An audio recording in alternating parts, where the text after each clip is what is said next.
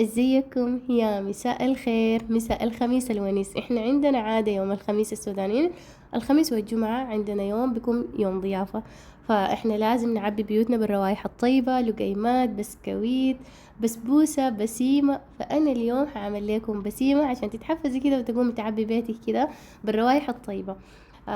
حاعمل معاكم بسيمة. المكونات والمقادير موجودة في كل مطبخ.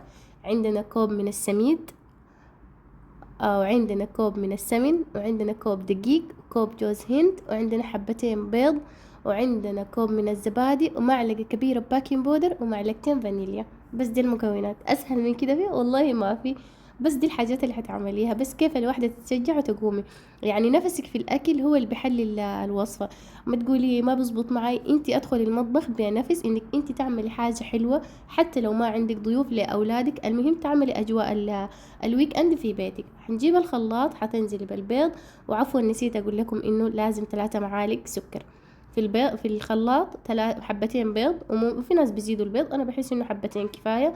طيب ممكن نعمل الوصفة من غير بيض، والله هو ممكن عادي ما في مشكلة.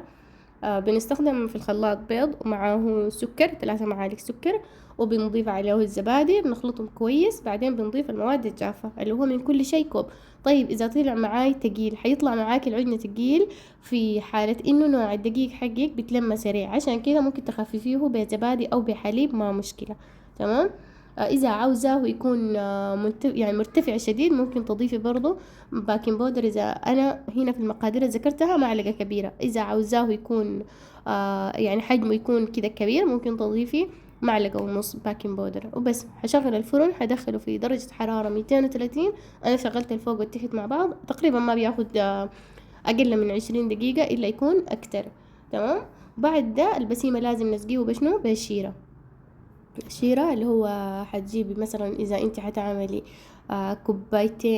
كوبايتين موية، كل قصاد كوبايتين موية حتعملي 3 كبابي سكر، يعني كمية السكر يكون أكتر من كمية الموية. ممكن تضيفي كمان للنكهة في الشيرة قرفة، قرنفل، هيل، النكهات اللي بتحبوها. آخر شي بنرش عليه جوز هند من فوق. أنا نزلت لك الفيديو عشان الليل الخميس تقومي تتشجعي كده وتدخلي مطبخك وتعملي حاجة كده حلوة لأولادك أو لضيوفك.